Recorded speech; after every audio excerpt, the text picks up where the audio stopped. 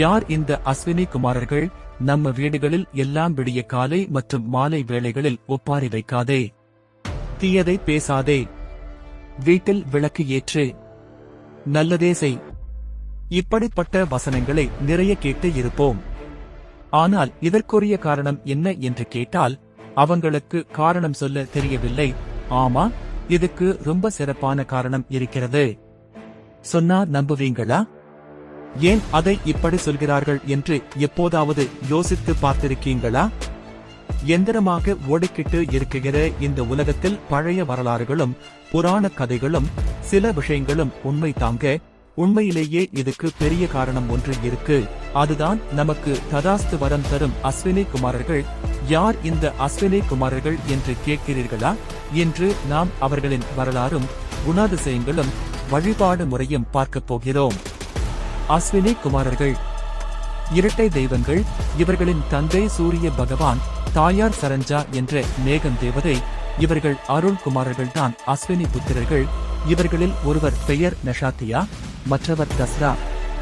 ஆனால் அதிகமாக அஸ்வினி புத்திரர் என்றே அழைப்பார்.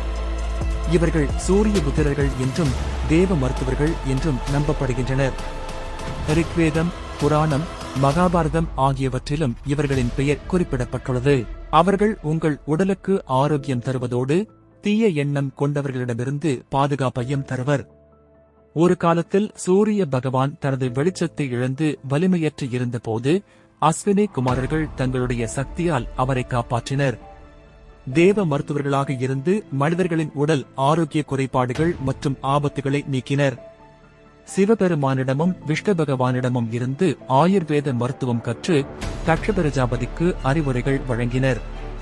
மகாபாரதத்தில் பாண்டவின் இரண்டாவது மனைவி மாதிரிக்கு பிள்ளை வரம் அஸ்வினி குமாரர்கள் அருளால் பிறந்தவர்களே நகுலன் மற்றும் சகாதேவன். இவர்களாலின் பிள்ளைகள் என்பதால் தான் ஆயுர்வேதம் மற்றும் ஜோதிடம் என்பன அவர்களுக்கு சிறப்பாக வந்தது. இந்த அஸ்வினி குமாரர்கள் எந்த நேரமும் உலகை சுற்றிக் கொண்டே இருப்பார்கள். அப்படி அவர்கள் சுற்றிக் கொண்டிருக்கும் போது யாரோ அருகில் வரும்போது ததாஸ்து என்று ஆசீர்வதிப்பார்கள். அதனால் நாம் என்ன நினைக்கிறோமோ அது அப்படியே பலமாக நடக்கும் என்று செல்வார்கள். அதாவது நீங்கள் நல்லது நினைத்தாலும் கெட்டது நினைத்தாலும் அது உங்களுக்கு நடக்கும். எந்த ஒரு மனிதனுக்கும் வாழ்க்கை என்பது ஒரே மாதிரியாக இருப்பதில்லை. வாழ்வில் நமக்கு பாதகமான விஷயங்கள் எதுவும் ஏற்படாமல் இருக்க நாம் விழிப்புணர்வுடன் இருந்து நம்மை காத்துக்கொள்ள வேண்டும்.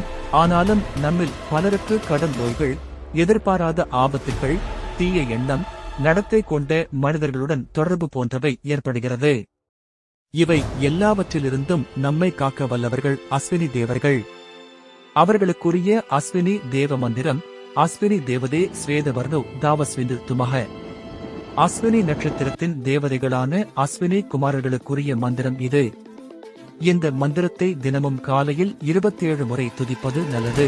மாதத்தில் வரும் அஸ்வினி நட்சத்திர தினத்தில் அஸ்வினி தேவர்களை மானசீகமாக வழிபட்டு இந்த மந்திரத்தை 108 முறை உச்சரித்தால் உங்கள் உடலில் இருக்கும் நோய்கள் நீங்கி விபத்துகள், தீய எண்ணங்கள் தடுக்கும்.